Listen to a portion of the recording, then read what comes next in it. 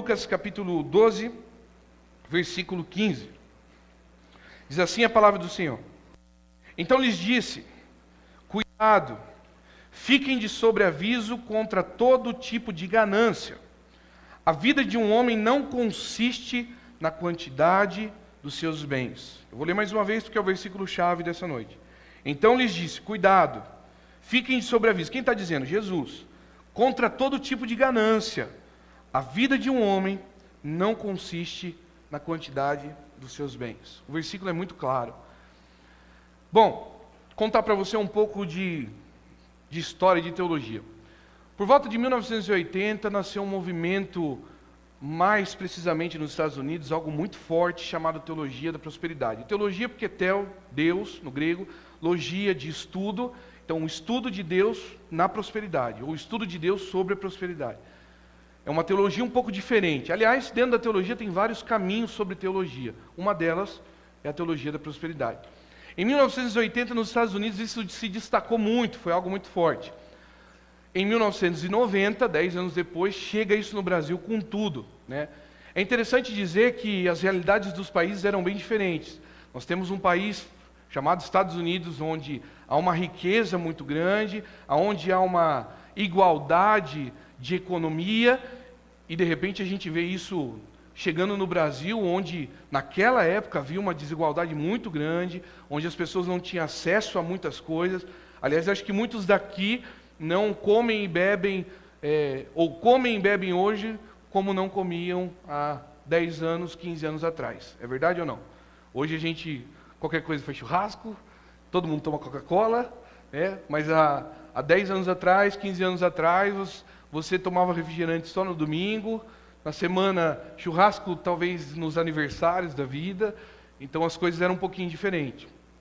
Muito bem, a teologia da prosperidade chega no Brasil nessa época. Por que isso deu certo no Brasil? Simples.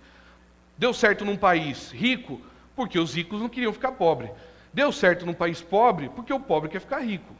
Então é natural que a teologia da prosperidade é algo que ela responde ao anseio da vida humana daquele momento. O pobre quer ficar rico e o rico não quer ficar pobre. Essa é a realidade.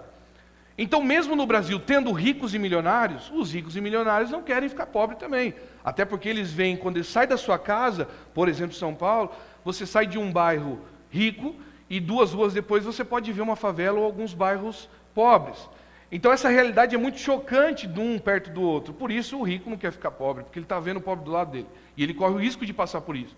E o pobre está vendo o rico do lado dele, então ele está louco para ter uma casa daquele, ter uma mansão daquela também. Isso é teologia da prosperidade na época do Brasil.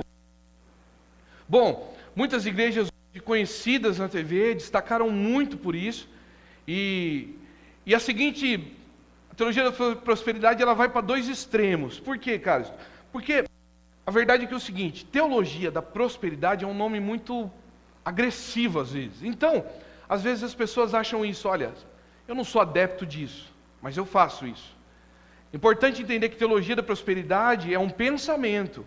Então, necessariamente a pessoa pode dizer, eu sou contra a teologia da prosperidade, mas eu penso como a teologia da prosperidade. Essa é a questão.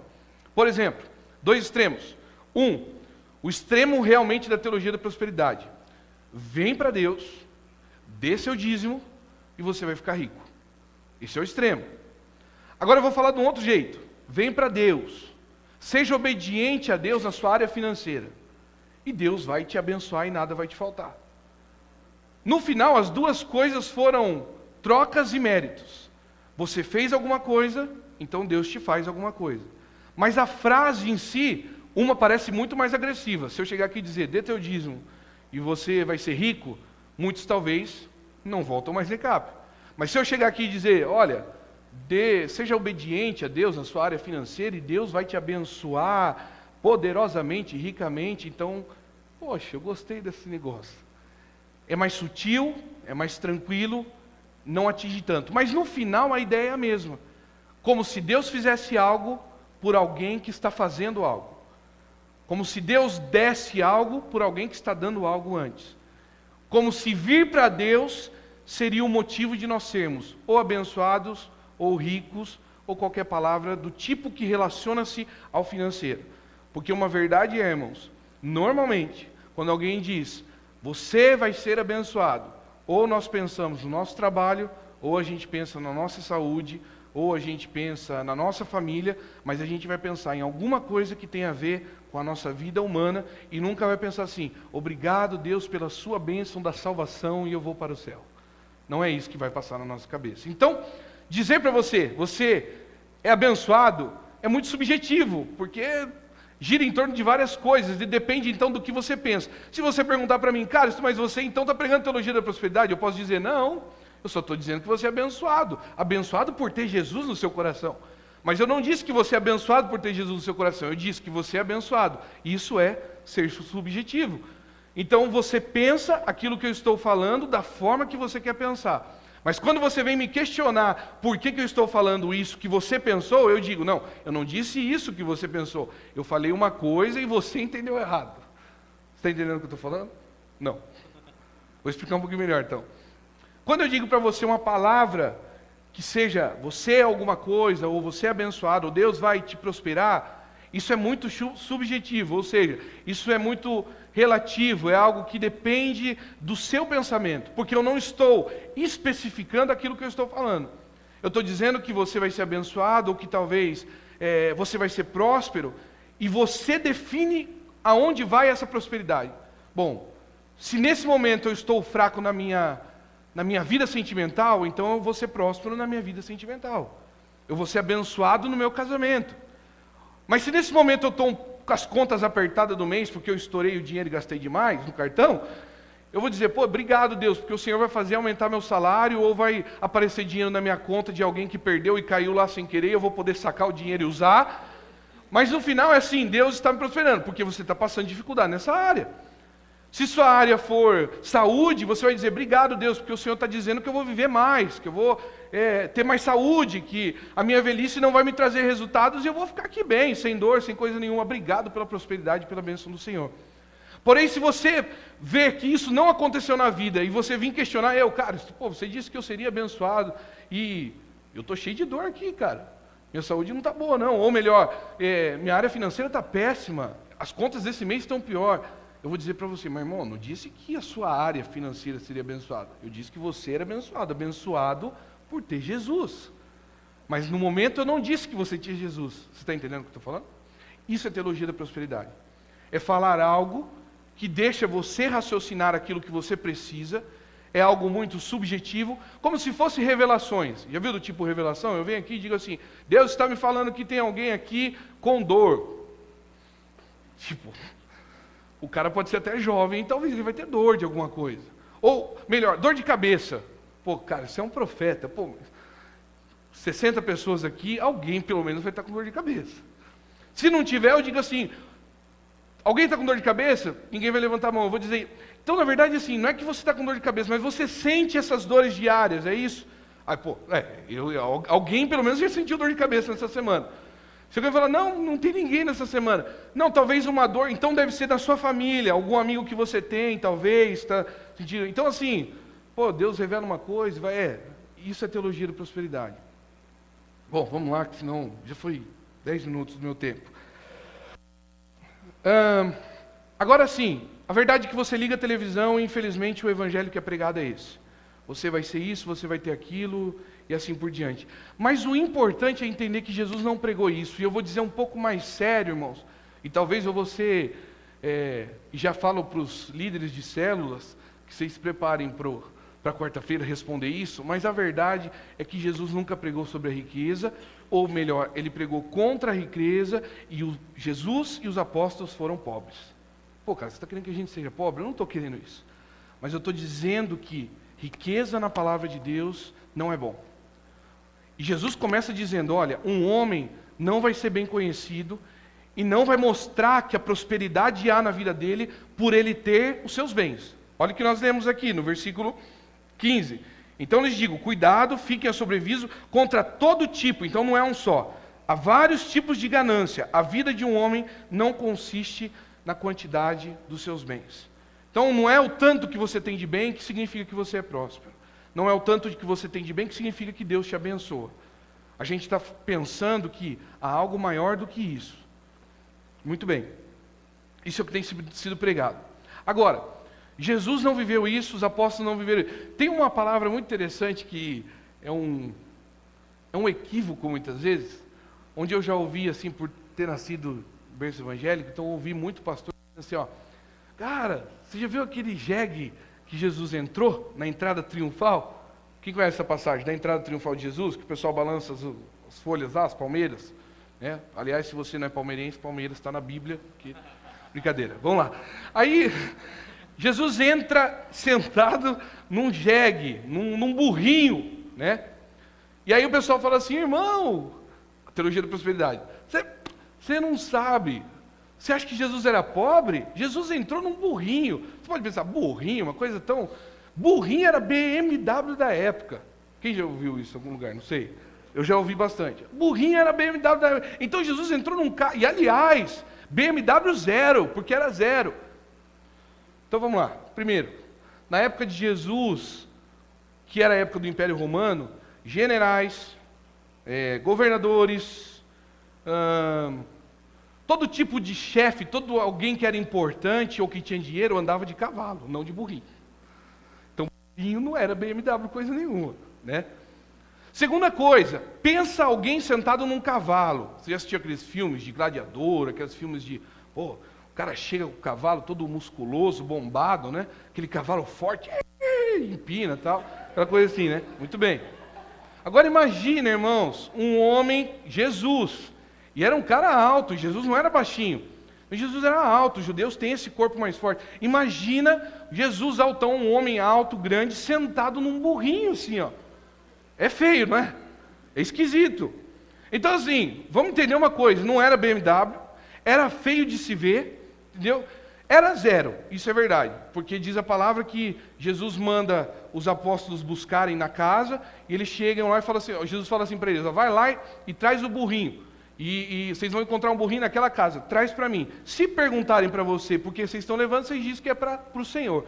E eles fazem, é para o Senhor, e o cara deixa eles levar o burrinho. Então era zero, o burrinho foi preparado, ninguém tinha usado até então, diz a palavra. Então era zero.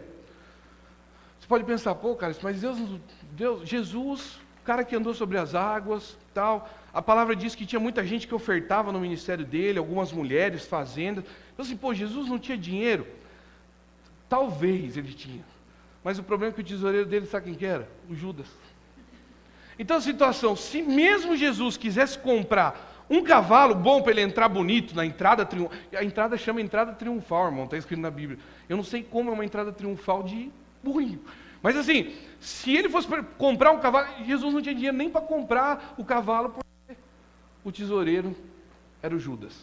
Porém, eu aprendo isso, que Jesus está pouco se lixando para as riquezas. Além de ele confiar em alguém, um ministério, dentro do seu ministério, um pecador, um traidor, e isso dá uma outra pregação, porque mostra o quanto Jesus não se importa com o que a gente é. Mas a segunda lição que eu tiro disso é que Jesus não se importa com o financeiro.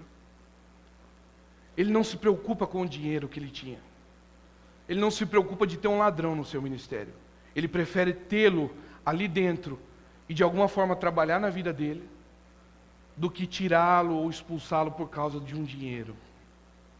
Jesus não se importava com dinheiro. Isso é muito importante entender na Bíblia, porque eu não estou dizendo para você, olha, não trabalhe, não estude e não vença na vida. Mas, como foi falado na oferta aqui, prosperidade é aquilo que a gente distribui, e não aquilo que a gente tem. E Jesus aqui completa dizendo isso.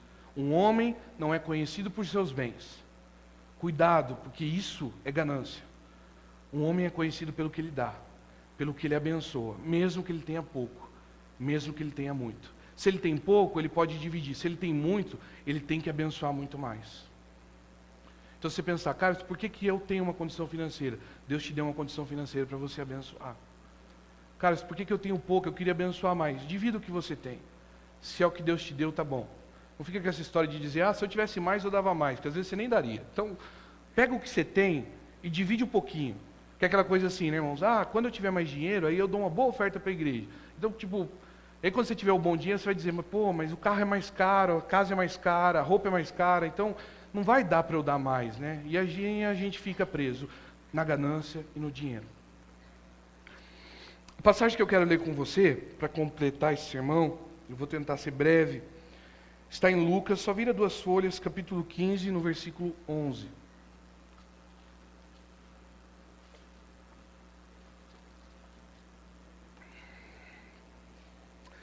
Lucas capítulo 15, versículo 11. Parábola do filho pródigo. Cara, o que tem a ver filho pródigo com finanças? Nesse texto você aprende várias coisas. Uma delas é sobre isso. Lucas 15, 11. Jesus continuou. Um homem tinha 2 filhos. O mais novo disse ao seu pai: Pai, quero a minha parte na herança. Assim, ele repartiu sua propriedade entre eles. Olha aqui para mim. Primeira coisa que a gente aprende nesse texto. Às vezes, não é o que está no coração, mas as atitudes revelam aquilo que é mais importante para nós.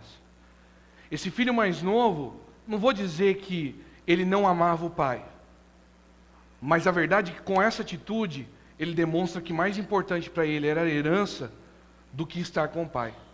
A gente está falando de um pai que nem tinha morrido ainda. E o filho já estava discutindo a herança que iria receber. E disse, da minha parte que eu quero usar agora.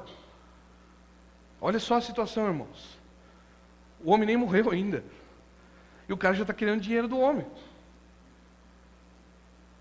Ele odeia o pai? Não vou afirmar isso porque isso seria julgamento. Mas a verdade é que as atitudes dele revelam o seu caráter. Versículo 13. Não muito tempo depois, o filho mais novo reuniu tudo o que tinha e foi para uma região distante, e lá desperdiçou os seus bens, vivendo irresponsavelmente. Aqui entra o segundo detalhe do texto, consumismo. O pai deu tudo que ele tinha, porque ele achava que o que ele tinha era pouco. Tá com o pai, pô pai, me arruma 10 aí para gastar amanhã na esfirra, tipo, pô, que chato ter que pedir, me dá tudo que eu tenho que eu vou administrar bem. Só que diz a palavra que quando ele pega tudo que ele tem, irmãos, ele vai para um lugar, para uma outra cidade, e ele gasta tudo irresponsavelmente. Sabe por quê? Porque é bem aquilo que eu estava falando antes. Quanto mais a gente tem, mais a gente vai gastar. Então não adianta dizer, quando eu tiver mais eu abençoo ou faço. Porque quanto mais você tiver, mais você vai consumir. E assim a gente não para. Versículo 14. Depois de ter gasto tudo, houve uma grande fome em toda aquela região e ele começou a passar necessidade. Por isso foi empregar-se com um dos cidadãos daquela região, que o mandou para o seu campo a fim de cuidar dos porcos. Ele desejava encher o estômago com as vagens de alforrobeira que os porcos comiam, mas ninguém lhe dava nada. A gente está falando de um filho de um rico que pegou toda uma herança, gastou tudo irresponsavelmente e agora ele passa a comer com os porcos. Olha como às vezes a vida dá voltas e leva a pessoa de um lugar para um outro bem distante. E às vezes parece que é mais difícil pedir perdão e voltar para a casa do pai e dizer, pai, olha, poxa, eu errei. Parece que é mais fácil comer com os porcos. Versículo 17. Caindo em si, ele disse, quantos empregados de meu pai têm comida de sobra e eu aqui morrendo de fome? Eu me porei a caminho e voltarei para o meu pai e lhe direi, pai, pequei contra o céu, pequei contra ti. Ele estava lá comendo com os porcos, aprendendo um pouco com a vida que a coisa não é tão do jeito que ele achava. De repente ele cai em si, e ele lembra, os funcionários do meu pai comem melhor do que eu estou comendo aqui. Epa, peraí. E o abraço do pai? E o carinho do pai? E o amor que o pai tem? Quando ele cai em si, a primeira coisa que ele lembra é que os funcionários do pai dele comiam melhor que ele. Ou seja, o cara saiu pela grana e o cara pensa em voltar pela grana.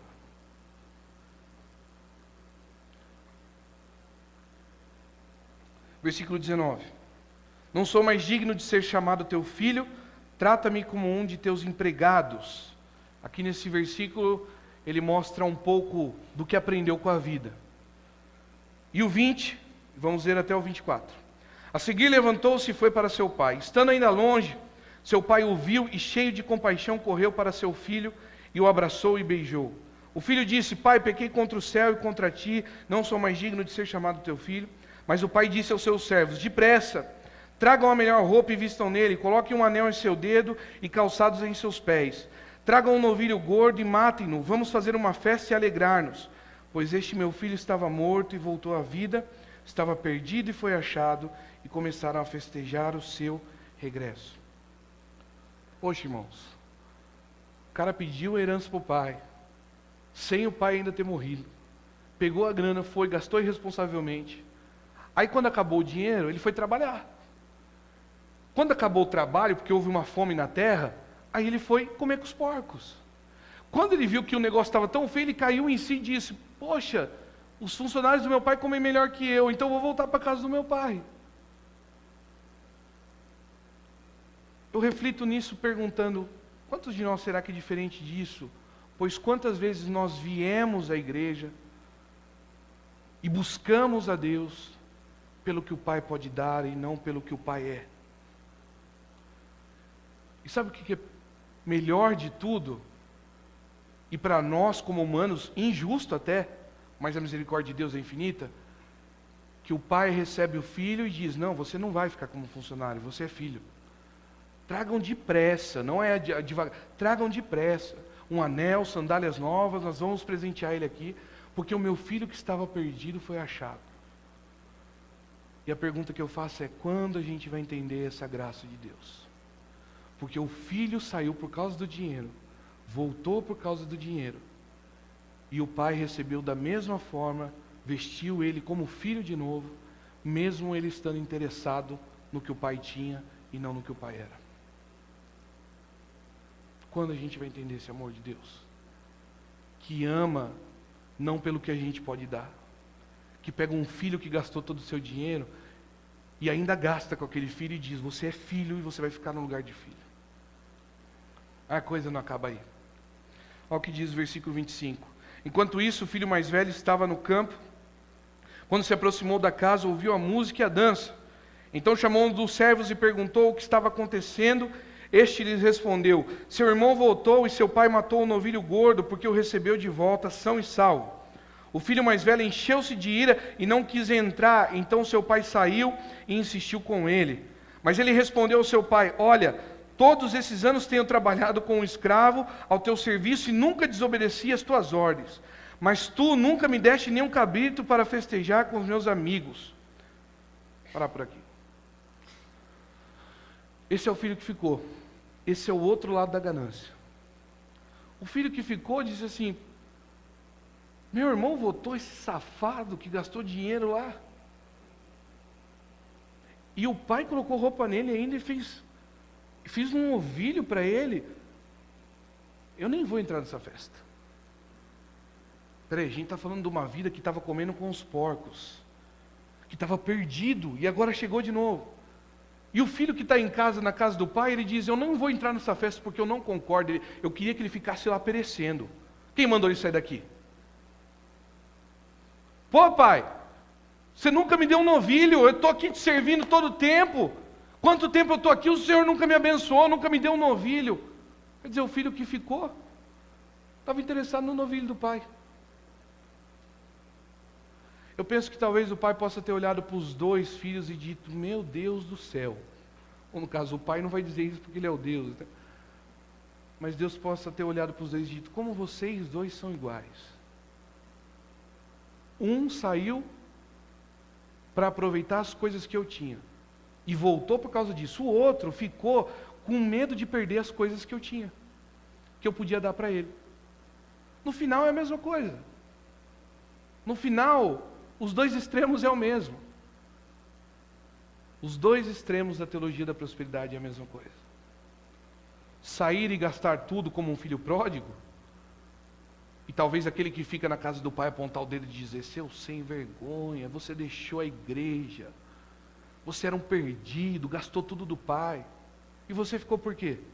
Ah, porque vai que o pai tira tudo de mim.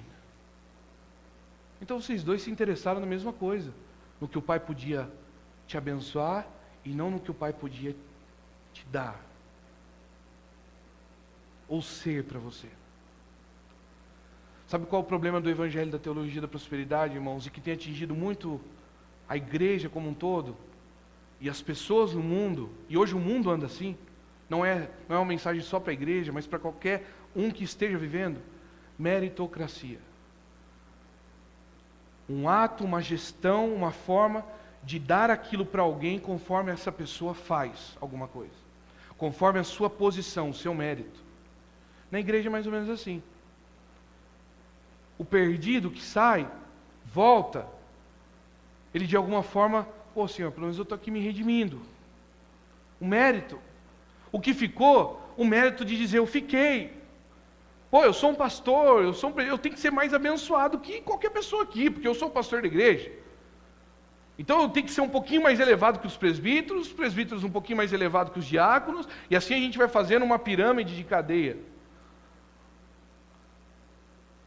E a igualdade do reino a gente joga no lixo. O pai tem 2 filhos que estão interessados no que ele pode dar. Meritocracia. Mérito. Eu mereço mais porque eu tenho mais tempo na igreja. Eu mereço mais porque o meu sacrifício foi maior, caros. Para eu estar aqui hoje, eu deixei meus pais. Para eu estar aqui hoje, eu deixei meus amigos. Eu deixei meus vícios. E assim a gente vai tentando se colocar como um mérito. Mas a salvação é dada através da fé e é graça de Deus. O versículo 30 diz: mas quando volta para casa esse teu filho que esbanjou teus bens com as prostitutas, mata os novilhos gordos para ele. Então disse o pai: meu filho, você está sempre comigo e tudo que eu tenho é seu. Mas nós tínhamos que celebrar a volta deste seu irmão e alegrar-nos, porque ele estava morto e voltou à vida, estava perdido e foi achado. No final, o interesse do pai era ter os 2 filhos ali com ele.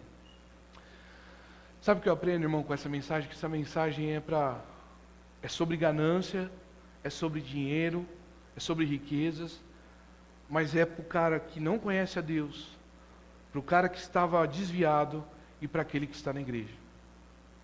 Porque os 3, muitas vezes, vêm para a igreja, ou volta para a igreja, ou fica na igreja, pelas bênçãos que o Pai pode derramar. Um vem porque não tem mais nenhum lugar para encontrar, o outro vem porque viu que o mundo era pior, e o outro fica por medo. Enquanto o pai está querendo relacionar com os filhos, abraçando e dizendo: filho, tudo que eu tenho aqui é de vocês. Então, não tenham esses tipos de ganância, buscando ter uma coisa e tirar do outro. Desejar que o outro seja pobre para você ser rico. Querer crescer, mesmo que for passando por cima dos outros. Não queira isso, filho, não queira pegar as bênçãos do Pai só enquanto você está na igreja e depois sair do mundo e desviar e aproveitar tudo que você ganhou. É do tipo daquele exemplo que a gente já ouviu tantas vezes. A pessoa diz assim: eu queria uma chácara. Pô, eu tenho tanto sonho de ter uma chácara. Aí Deus dá uma chácara para a pessoa. Aí a pessoa: pô, pastor, não dá para ir de final de semana porque eu estou aproveitando a chácara. Tipo, quer dizer, eu queria algo de presente de Deus e agora que eu tenho, eu esqueço Deus e aproveito aquilo que eu ganhei. Mas aí você tem o outro que fica aqui com medo de perder. Pô, eu tenho uma casa, eu tenho um carro legal, eu ganho bem, então deixa eu ficar quietinho na igreja, eu vou sempre dar o dízimo bonitinho, porque aí Deus não tira nada de mim, né? Tá bom assim. Quando na verdade, irmãos, Deus está pouco se lixando para o seu dinheiro.